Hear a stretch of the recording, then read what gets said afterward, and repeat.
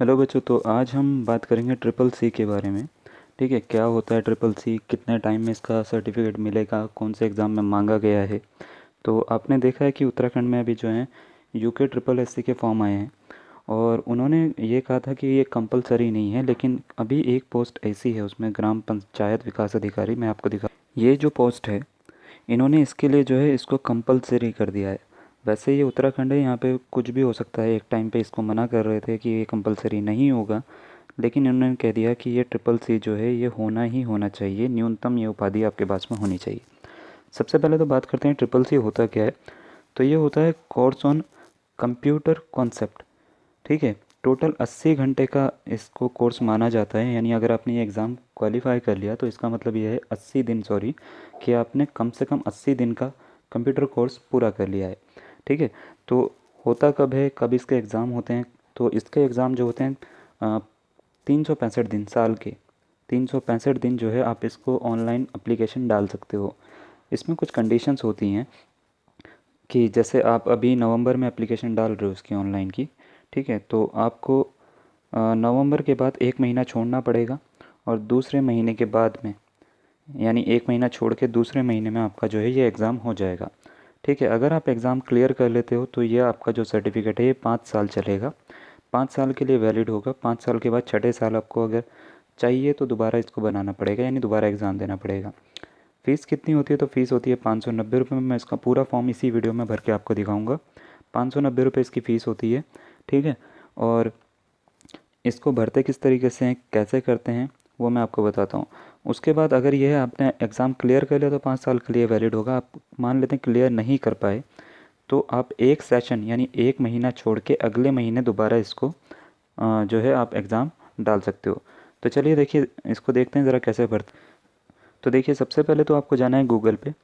Google पे आपको ज़्यादा सोचना नहीं है, वैसे नीलिट की वेबसाइट है, आपको कुछ नहीं करना। ट्रिपल सी ऑनलाइन फॉर्म जो है गूगल पे ये वर्ड कीवर्ड डालना।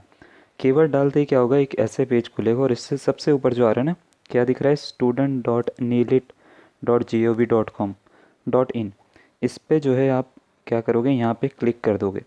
क्लिक करते ही क्या होगा कि एक आपके पास नया पेज ओपन होगा जो कि इस तरीके का आपको दिखेगा। तो देखिए, पेज ओपन हो चुका है, ये पूरा का पूरा जो है पेज ऐसे ओपन हो चुका है। यहाँ पे बहुत सारे एग्ज़ाम्स आ रहे होंगे। आपको इधर नहीं जाना, आपको कहाँ जाना है, आपको इधर जाना है, यहाँ पे।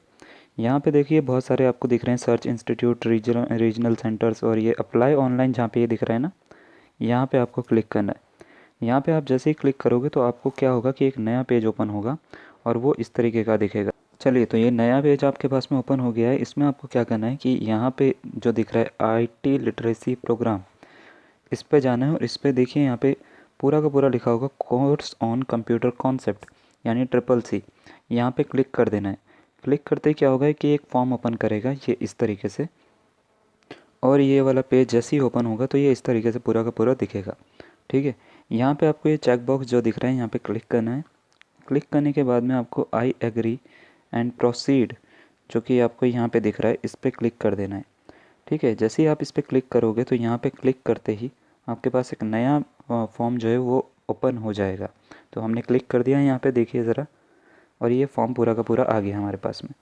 अब क्या करना है कि आपको फॉर्म जो है स्टेप बाय स्टेप हम बताते हैं। सबसे पहले क्या है, आपसे पूछा जाएगा कि आपने पहले ट्रिपल सी में अ, आपने अप्लाई तो नहीं करा इससे पहले, यानी कभी अप्लाई करा हो और आप पास ना कर पाए हो। तो अगर आपने करा है तो आप हाँ लिखोगे, नहीं करा तो नो पे क्लिक कर दोगे। ठीक है, उसके बाद आपको अपना पूरा नाम लिखना है। पूरा नाम लिखने से पहले आपको यहाँ पे, अगर आप लड़के हैं तो आपको मिस्टर चूज़ करना है, और अगर आप कन्या हो यानी लड़की हो तो आप सुश्री यानी मिसेज चूज़ करोगे। उसके बाद आपको यहाँ पे अपना पूरा नाम फिल करना है, पूरा यानी जो हाई स्कूल के जो आपकी सर्टिफिकेट में होता है नाम, वो आपको करेक्ट यहाँ पे पूरा सही स्पेलिंग के साथ में वो नाम यहाँ पे फिल करना है। उसके बाद आपको अपने पेरेंट्स के बारे में बताना है, यानी आप केयर ऑफ़, CO, किसके केयर ऑफ़ में हो, पेरेंट्स में हो या गार्जियन है। तो पेरेंट्स है तो आपको माता पिता पे क्लिक करना है, गार्जियन है तो आपको यहाँ पे संरक्षक पे क्लिक करना है। उसके बाद फादर का नाम आपको देना है, श्री, और ये पूरा नाम जितना भी होगा वही हाई स्कूल के हिसाब से या जो भी आपके सर्टिफिकेट होंगे उसके हिसाब से। माता का नाम श्रीमती, जो भी सर्टिफिकेट होगा उसी के हिसाब से आपको पूरा का पूरा नाम देना है। ठीक है, उसके बाद आपको अपना जेंडर सेलेक्ट करना है, मेल या फीमेल। और यहाँ पे अपनी डेट ऑफ बर्थ जो है वो फिल कर लेनी है। डेट ऑफ बर्थ के लिए आप जैसे ही यहाँ पे क्लिक करोगे तो यहाँ पे पूरा का पूरा कैलेंडर ओपन हो जाएगा। उसके बाद यहाँ पे क्लिक करके आप अपने साल में जा सकते हो, जो भी आपका साल है, ठीक है ना।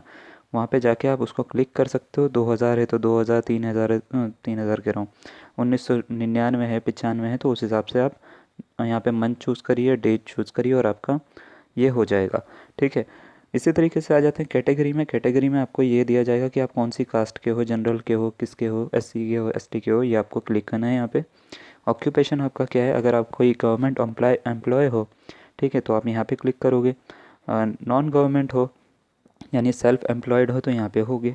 गवर्नमेंट अंडरटेकिंग होंगे तो यहाँ पे होंगे, और इनमें से कुछ नहीं है तो आप अदर पे क्लिक करोगे। तो यहाँ पे हम क्लिक कर लेते हैं, ठीक है। उसके बाद अगर आपके अंदर कोई डिसेबिलिटी है तो आप यस क्लिक करोगे। उसके बाद आपको बताना पड़ेगा कि वो कौन सी है, ठीक है। ऑप्शंस आएंगे आपके पास में, ये ऑप्शनल है, आपको फ़ोन कोड देना है, फ़ोन नंबर देना है तो आप इसमें डाल सकते हो। और मोबाइल नंबर जो है और ईमेल एड्रेस आपको अपना डालना पड़ेगा। यहाँ पे मोबाइल नंबर +91 को ऐसे ही रखेंगे, यहाँ पे पूरा का पूरा मोबाइल नंबर डालेंगे, ठीक है, यानी 10 अंकों का।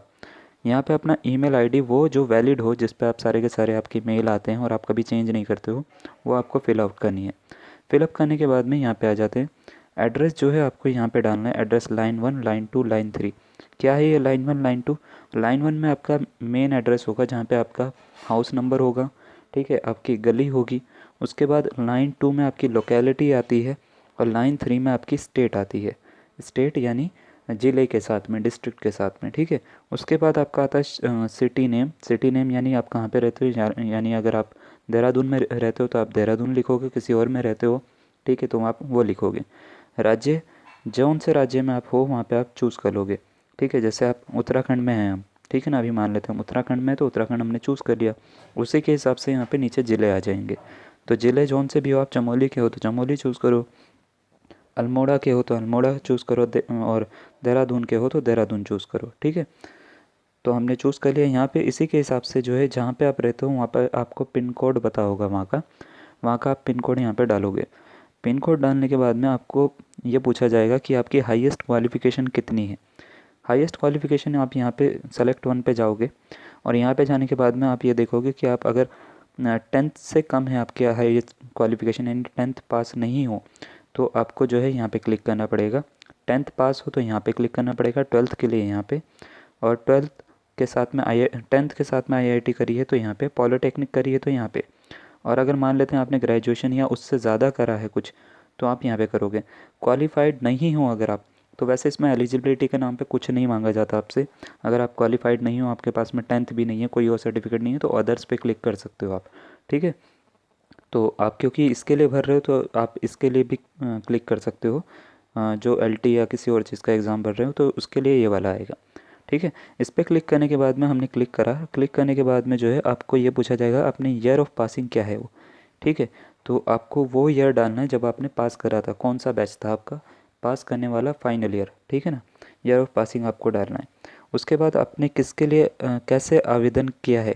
कोई इंस्टीट्यूट है आपका, यानी जो इंस्टीट्यूट होते हैं वो इंस्टीट्यूट का अपना इंस्टीट्यूट होता है उनका, वो आवेदन करते हैं, तो उसके लिए नहीं करना, क्योंकि आप सेल्फ इसको अप्लाई कर रहे हो, अपने लिए कर रहे हो, तो आप डायरेक्ट यानी यहाँ पे क्लिक करोगे सीधा, ठीक है।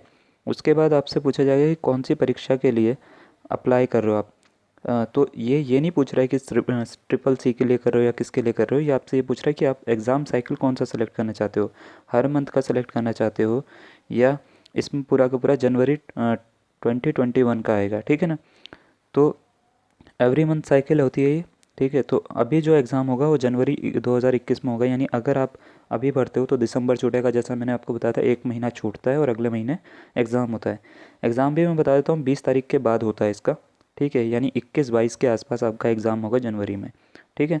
तो जनवरी 2021 में जो है वो एग्ज़ाम आपका हो जाएगा। उसके बाद आपसे बोला जाता है लोकेशन आपको क्या चाहिए एग्ज़ामिनेशन की अपनी।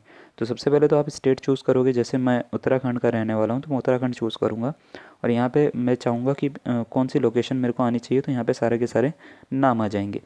तो सबसे पहले जैसे मैं करना चाहता हूँ, मेरे को अल्मोड़ा चाहिए तो अल्मोड़ा मैंने यहाँ पे चूज़ कर लिया। फिर दोबारा से दूसरा अगर एग्ज़ाम सेंटर की अगर हम बात करें कहाँ पे चाहिए, तो फिर उत्तराखंड चूज़ करेंगे।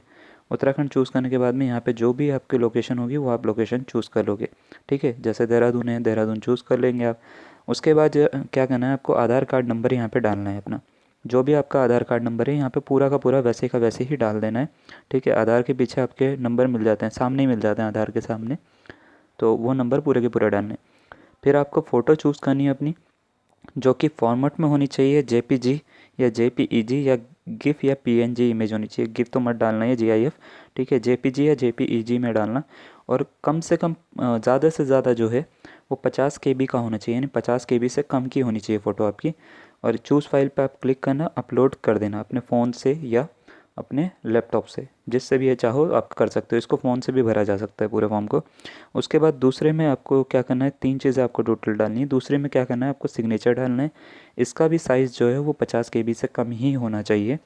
फिर आपको बच्चों लेफ़्ट थंब्ड इम्प्रेशन डालना है। लेफ़्ट थंब इम्प्रेशन क्या मतलब होता है, बाएं अंगूठे का निशान डालना है, दाएं मत कर देना, ठीक है ना। तो बाएं अंगूठे का निशान डालना है। ये गलती काफ़ी सारे बच्चे कर देते हैं, तो ये 50 KB तक का ये भी डालना है आपको। मतलब क्या करना है कि एक पेपर पे अपना थंब इम्प्रेशन लेना, उसकी फ़ोटो खींचना, 50 KB से कम में उसको जो है रिसाइज़ करना, और उसके बाद में इसको डाल सकते हो आप।